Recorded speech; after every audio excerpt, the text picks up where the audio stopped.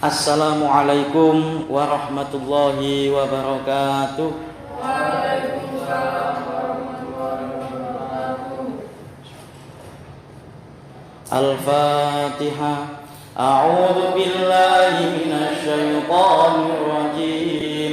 Bismillahirrahmanirrahim. Alhamdulillahi rabbil alamin. Ar-Rahmanir Rahim. Maliki yaumiddin. Iyyaka na'budu wa iyyaka nasta'in. Ihdinas siratal mustaqim. Siratal ladzina an'amta 'alaihim ghairil maghdubi 'alaihim waladdallin. Rabbighfirli wa liwalidayya wa lil mu'minina amin ya rabbal alamin. Astaghfirullah rabbal baraya. Astaghfirullah minal khataya.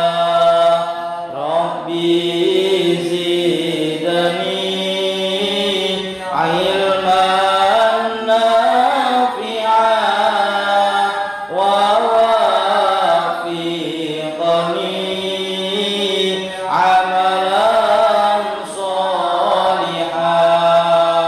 Astaghfirullah rabbal baraya. Astaghfirullah minal khataya. Rabbi zidni ilman nafi'an wa wafiqni amalan sholihan. Astaghfirullah rabbal baraya. Astaghfirullah minal khataya. Rabbi zidni ilman nafi'an wa wafiqni amalan sholihan. Rabbi zidni ilman nafi'an wa wafiqni amalan sholihan. Alhamdulillahirabbil alamin wassalatu wassalamu ala asyrafil anbiya'i wal mursalin sayyidina wa habibina wa maulana Muhammadin wa ala alihi wa ashabi ajma'in, amma ba'du. Alhamdulillah, sampai pertemuan kedua ini kita masih diberikan kesehatan oleh Allah Subhanahu wa taala. Untuk itu, sebagai rasa syukur kita kepada Allah Subhanahu wa taala, marilah kita mengucapkan kalimat alhamdulillahirabbil alamin atas segala limpahan rahmatnya, nikmatnya serta hidayahnya, sehingga kita semuanya masih diberikan sehat jasmani dan sehat rohani, diberikan ketetapan iman dan Islam oleh Allah Subhanahu wa ta'ala. Amin Allahumma amin. Telah diketahui bersama bahwasanya kemarin ketika sampean semuanya ngaji tentang masalah fikih, tentang masalah fikih itu ada salah satu pertanyaan. Ada salah satu pertanyaan, apa yang dinamakan dengan puasa? Apa yang dinamakan dengan puasa? Puasa dari segi bahasa huwa al-imsak, artinya menahan. Puasa itu dari kata-kata soma yasumu sauman, itu berarti fi lughah di dalam arti bahasa yaitu menahan. Jikalau dalam arti syarak, arti istilah, fi istilahan, itu artinya al-imsaku anil muftirati min tulu'il fajri ila ghurubi syamsi ma'aniyati lillahi ta'ala. Artinya menahan segala sesuatu yang telah membatalkan puasa, menahan segala sesuatu perkara-perkara yang mampu membatalkan puasa sejak mulai terbitnya fajar shodiq sampai terbenamnya matahari, disertai dengan niat karena Allah Subhanahu wa ta'ala. Hadirin yang dimuliakan oleh Allah Subhanahu wa ta'ala, pemirsa Tariqul Jannah channel official YouTube yang dimuliakan oleh Allah Subhanahu wa ta'ala. Menahan sebenarnya bukan hanya menahan makan dan menahan untuk minum, tapi menahan segala sesuatu yang berhubungan dengan hawa nafsu. Hawa nafsu ingin berbicara kotor harus ditahan. Hawa nafsu berbicara atau menggunjingkan orang lain itu juga harus ditahan di bulan puasa atau jika kita sedang melakukan puasa. Ada yang bertanya, saya kemarin dapat atensi, ya, dapat pertanyaan online, bagaimana caranya sih supaya kita mampu menahan hawa nafsu? Bagaimana caranya hawa nafsu kita bisa diminimalisir? Ternyata ada caranya. Ada caranya. Ini saya cerita terlebih dahulu. Dulu ketika Allah Subhanahu wa ta'ala menciptakan akal dan nafsu, mereka berdua itu dipanggil oleh Allah Subhanahu wa ta'ala. Kesinilah kalian, kemarilah kalian. Supaya apa? Supaya mereka disuruh oleh Allah Subhanahu wa ta'ala untuk menyaksikan, untuk bersaksi bahwasanya Allah Subhanahu wa ta'ala adalah Tuhan alam semesta yang menciptakan mereka berdua. Ketika akal dipanggil oleh Allah, wahai akal, kemarilah kamu. Kemudian Allah Subhanahu wa ta'ala berfirman, ya akal, wahai akal, man ana, siapakah aku ini? Dijawab oleh akal, anta rabbul alamin, jenengan Gusti adalah Tuhan semesta alam. Kemudian difirmankan lagi oleh Allah Subhanahu wa ta'ala kepada akal, wa anta, dan siapakah kamu wahai akal? Akal itu menjawab, ana abdun fakirun, saya ini adalah hamba yang lemah. Ana abdun fakirun, ana abdun dhaifun, saya ini adalah hamba yang lemah. Itu jawabannya akal. Kemudian gantian nafsu dipanggil oleh Allah Subhanahu wa ta'ala, ya nafsu ta'ali, wahai nafsu kemarilah. Man ana, siapakah aku? Dijawab oleh nafsu, jawabannya ngawur, ya, tidak tahu tata krama kepada sang pencipta. Dijawab oleh nafsu, ana, wa anta. Saya ini ya saya, dan kamu itu ya kamu.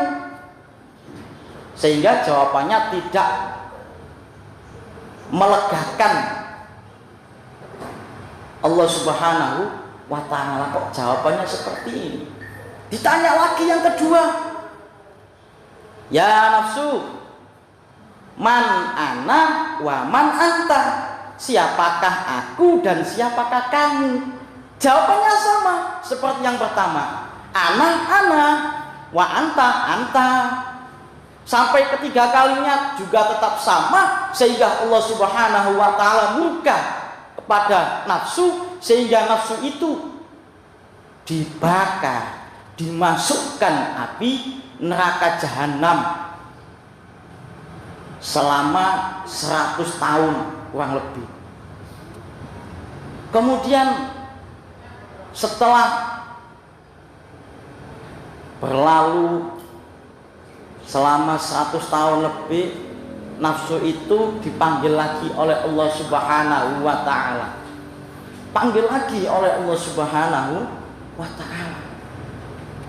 Ya nafsu ta'ali, wahai nafsu kemarilah. Ditanya kembali dengan pertanyaan yang sama, man ana wa man anta, siapakah aku dan siapa kamu? Jawabannya ternyata tetaplah sama, ana wa anta. Dan Allah murka kembali, sehingga nafsu ini dimasukkan kembali ke dalam neraka jahanam. Namun ditambahi hukumannya, tidak diberikan makan, tidak diberikan minum oleh Allah Subhanahu wa ta'ala, sehingga nafsu yang ketika itu berada di dalam neraka jahanam itu merasa kelaparan, merasa kehausan, merasa kepanasan, merasa letih, lesu, lemah, tak berdaya. Kemudian setelah hukumannya selesai, dipanggil lagi oleh Allah Subhanahu wa ta'ala, ya nafsu ta'ali, wahai nafsu marilah. Tanya kembali dengan pertanyaan yang sama, man ana, siapakah aku, wa man anta, dan siapakah kamu? Baru ketika itulah nafsu itu menjawab, ana abdun fakirun dhaifun wa anta ya Rabb, wa anta Rabbul alamin. Saya ini adalah hambamu yang sangat lemah, tak berdaya, sedangkan engkau ya Allah adalah Tuhan semesta alam. Jadi kesimpulannya, orang berpuasa itu adalah bukan hanya karena merupakan kewajiban dari Allah Subhanahu wa ta'ala, bukan, tapi sebagai proses melatih diri kita, proses pendidikan bagi diri kita, supaya nafsu kita itu dapat diminimalisir. Sebab apa? Sebab nafsu itu musuh yang nyata sebenarnya bagi kita. Bukan setan, bukan, tapi hawa nafsu itu musuh yang paling berat yang harus kita hadapi. Sebagaimana ada cerita lagi ketika Rasulullah Muhammad sallallahu alaihi wasallam telah menyelesaikan perang Badar. Beliau beristirahat sejenak di bawah pohon kurma untuk melepaskan rasa lelah beliau. Kemudian para sahabat berkumpul untuk menyatakan rasa syukurnya kepada Allah Subhanahu wa ta'ala atas kemenangan yang kaum muslimin peroleh.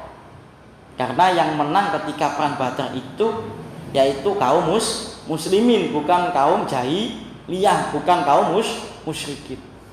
Tapi Rasulullah pada waktu itu bilang pada para sahabatnya, ya ashabi, inna raja'na min jihadil asghar ilal jihadil akbar. Kata Rasulullah, wahai sahabatku, sesungguhnya kita ini telah kembali dari jihad yang kecil menuju jihad yang besar. Kemudian para sahabat bertanya, "Lu kok bisa ya Rasul? Padahal perang Badar ini adalah perang yang sangat besar menurut kami. Nah, itu bagi orang Islam, bagi orang Muslim, itu merupakan perang yang sangat besar. Jikalau sampeyan ae nek digeruduk wong 5 wis kalah wisan koyo. Iya. Digeruduk wong 5 kalah. Tapi bagi sahabat Rasul, satu orang Islam, Muslim melawan 10 orang kafir, tapi menang. Sebab apa? Dibantu oleh bala tentara malaikat ya Allah Subhanahu wa taala. Ya. Itu bagi kaum muslimin itu perang yang sangat berat. Sebab satu orang musuh 10 orang. Tapi menurut Rasulullah itu merupakan jihad yang kecil. Lantas beliau ditanya, "Wa mal jihadul akbar ya Rasul?" Lantas apa jihad yang besar itu ya Rasul? Rasulullah menjawab, jihadun nafsi, memerangi hawa nafsu. Sehingga dikatakan di dalam hadis yang lain, itu Rasulullah bersabda, a'da aduwikal ladzi nafsuka baina jambai. Bahwasanya musuhmu, ya, musuhmu yang paling berat itu adalah hawa nafsumu sendiri. Alladzi baina jambaika, yang berada di antara kedua lambungmu. Maksudnya apa? Nafsu itu ada di sini, ada di antara dua lambung. Ya, ada di antara dua lambung. Makanya untuk salah satu cara jihadun nafsi, memerangi hawa nafsu, yaitu disuruh puasa. Sebagaimana ketika Allah menciptakan hawa nafsu dan akal. Hawa nafsu nggak bisa diajak kompromi, diajak bicara, nggak bisa. Sehingga dihukum oleh Allah Subhanahu wa taala, meskipun telah dimasukkan neraka, tetap ngeyel hawa nafsu, tetap tidak punya tata krama kepada Allah Subhanahu wa taala, sehingga dihukum oleh Allah Subhanahu wa taala tidak dikasih makan dan tidak dikasih minum, sehingga hawa nafsu itu kalah, merasa rendah, merasa kalah. Makanya sampeyan puasa ini bukan hanya menahan untuk makan, bukan hanya menahan untuk minum saja, tapi menahan hawa nafsu. Pemirsa channel YouTube Tariqul Jannah yang dimuliakan oleh Allah Subhanahu wa taala, di dalam Ihya Ulumuddin Imam Ghazali berkata, as-sa'adatu kulluha fi ayyam lika rajulu nafsahu wa saqawatu fi antamlakahu nafsuhu. Kata Imam Ghazali, kebahagiaan adalah apabila kita mampu menguasai hawa nafsu, dan kesengsaraan jikalau kita yang dikuasai hawa nafsu. Memang betul di dunia ini seluruh manusia, ya, itu pasti mempunyai nafsu. Tidak ada manusia yang tidak punya nafsu. Semuanya punya. Semuanya punya. Karena yang bagian menggerakkan seluruh badan kita itu adalah nafsu. Sampean ingin makan itu karena sampean punya nafsu. Sampean ingin minum karena sampean punya nafsu. Sampean ingin tidur karena sampean juga punya nafsu. Tapi nafsu itu harus dikendali.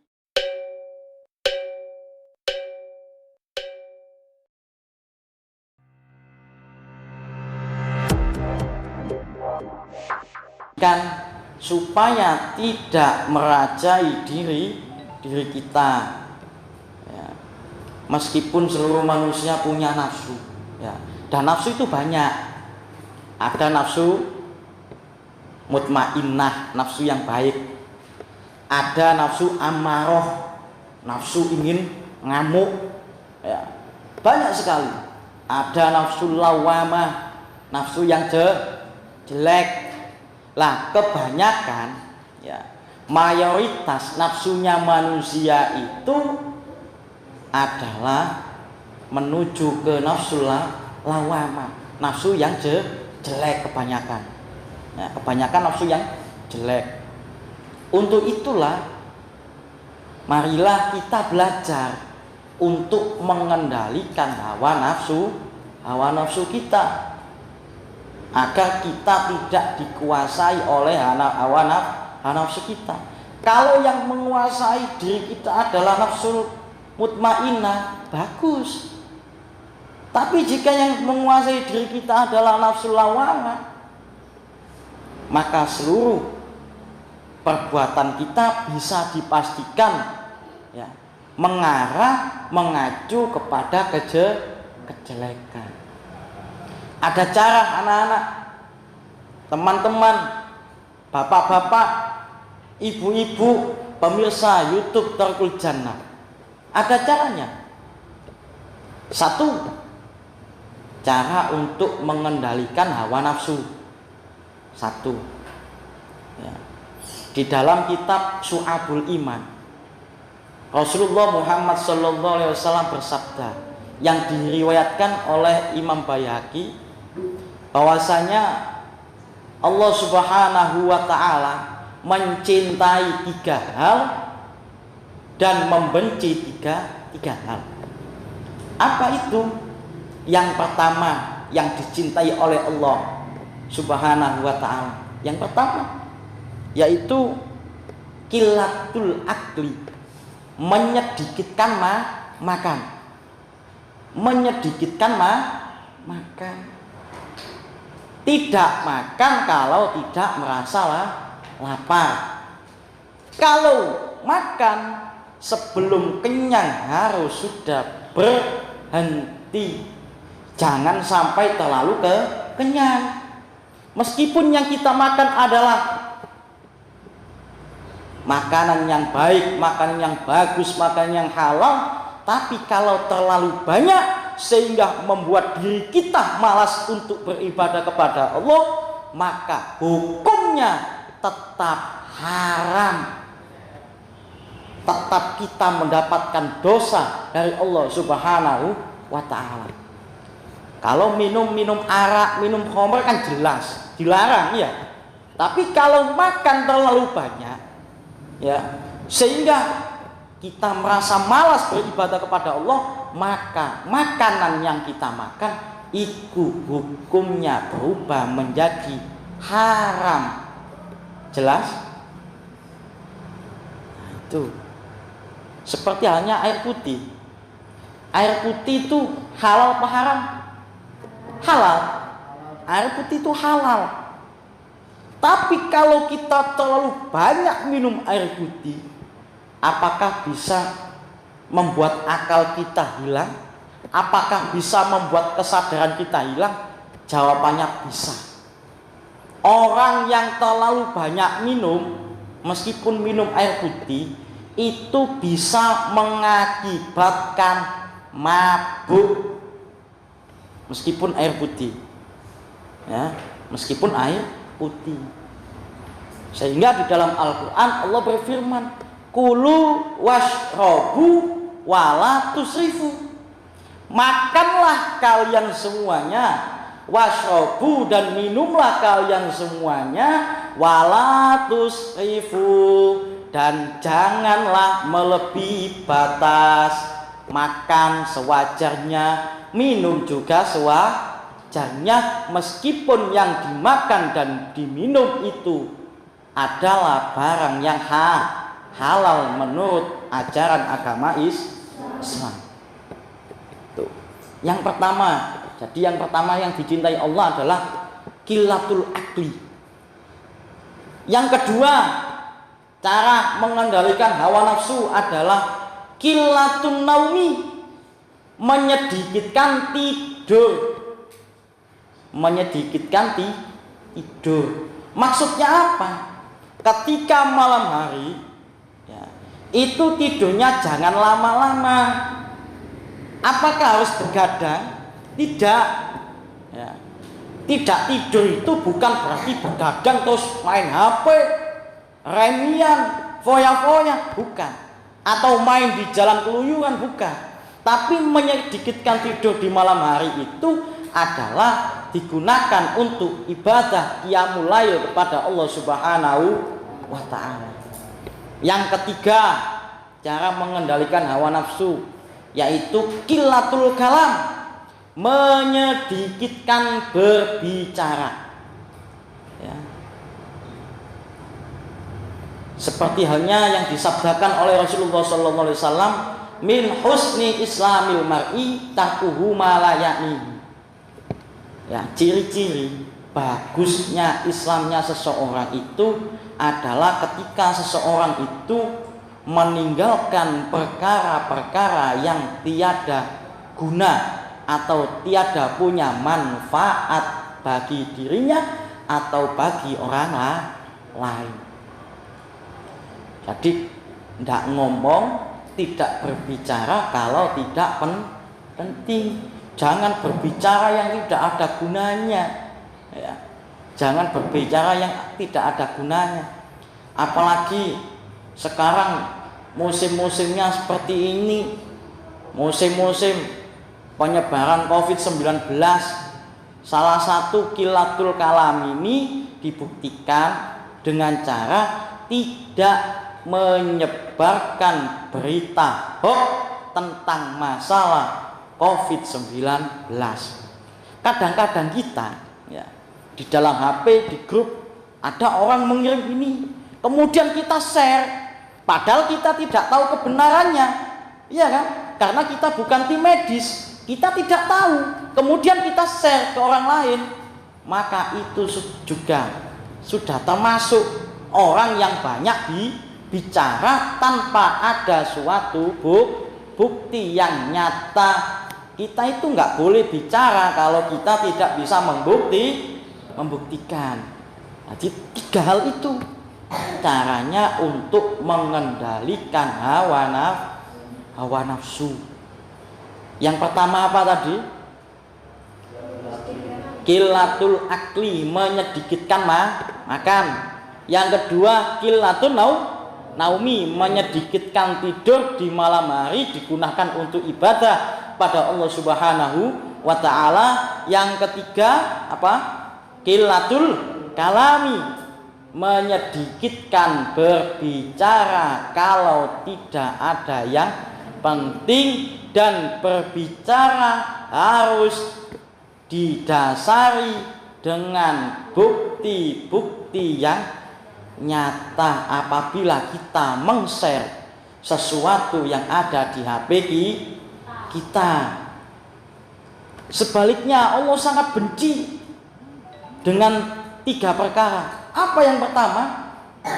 Kasratul akli, banyak makan.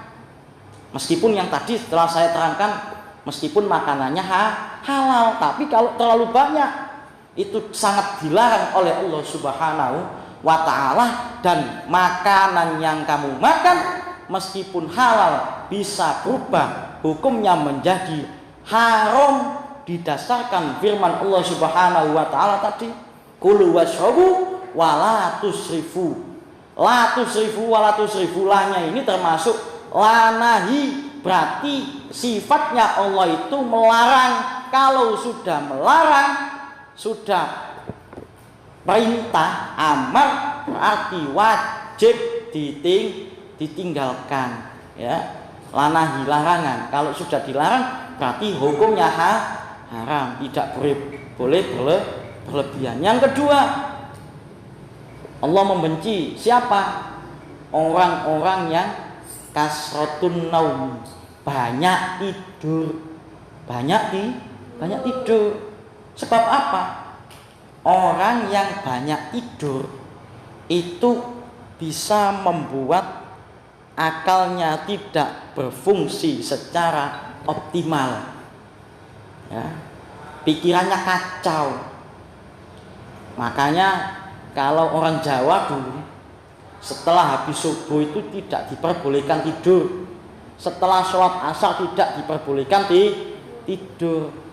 Bukan hanya setelah asar, bukan hanya setelah subuh, tapi memang kalau bisa jangan memperbanyak tidur. Supaya apa? Supaya akalnya berfungsi secara optimal. Istilahnya apa? Tahu waktu. Waktunya tidur, ya tidur. Waktunya bangun, ya bangun. Jangan diwalik. Waktunya bangun, waktunya sekolah dibuat tidur. Waktunya tidur dibuat begadang. Ya, itu salah. Yang ketiga yang dibenci Allah Subhanahu wa taala, kasratul kalam. Ya. Memperbanyak bicara. Kalau memperbanyak bicaranya ini dalam tanda kutip bicara yang positif, bicara yang berguna, yang bermanfaat, seperti halnya memberikan pengajian, memberikan kajian seperti ini, itu diperbolehkan, bahkan diwajibkan untuk mengamalkan ilmu. Tapi kalau berbicaranya tidak jelas, berbicaranya ngawur, berbicaranya sampai mengakibatkan terlukanya hatinya seseorang, maka hal itu justru diharamkan oleh Allah Subhanahu wa ta'ala. Kesimpulan kajian pada hari ini yakni bahwasanya cara pengendalian hawa nafsu di dalam tubuh kita yaitu dengan 3 cara. Yang pertama, qillatul akli, menyedikitkan makan. Yang kedua, qillatul naumi, menyedikitkan tidur. Dan yang ketiga apa? Qillatul kalami, menyedikitkan berbicara. Dan itu wajib, hukumnya harus kita lakukan, kita pelajari. Kalau tidak bisa melakukan 3 hal itu, ya salah satunya. Kalau orang banyak makan, ya harus sedikit tidurnya. Tapi rasanya nggak mungkin. Ya, contoh sampean, ya nyoba. Terkadang sampean nyoba makan yang kenyang, minum yang enak, makan yang enak sampai kenyang, sampai perut sampean membuncit. Ya. Nanti pasti sampean merasa ngantuk. Orang yang banyak makan pasti banyak tidur. Itu kebanyakan seperti itu.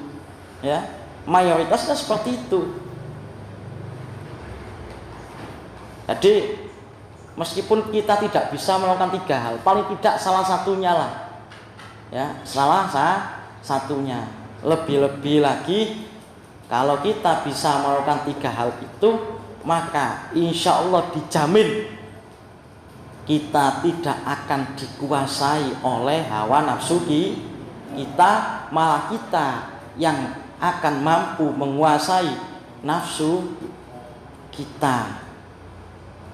Demikianlah kajian singkat pada sore hari ini. Semoga kajian singkat ini diiringi dengan hidayah Allah Subhanahu wa ta'ala, sehingga dapat bermanfaat bagi kita di dunia sampai di akhirat, dan kita sebagai manusia dapat mengalahkan hawa nafsu kita. Karena manusia, akal manusia itu lebih bagus, akal manusia itu cenderung untuk melakukan kebaikan, dan nafsu manusia itu cenderung melakukan kejelekan. Dan manusia dikatakan sebagai makhluk yang sempurna itu karena manusia mempunyai akal, pikiran, bukan hawa nafsu. Demikianlah ihdinas shiratal mustaqim, waffaqanallahu lima yuhibbu wa yarda. Sampai berjumpa di pertemuan berikutnya. Assalamualaikum warahmatullahi wabarakatuh.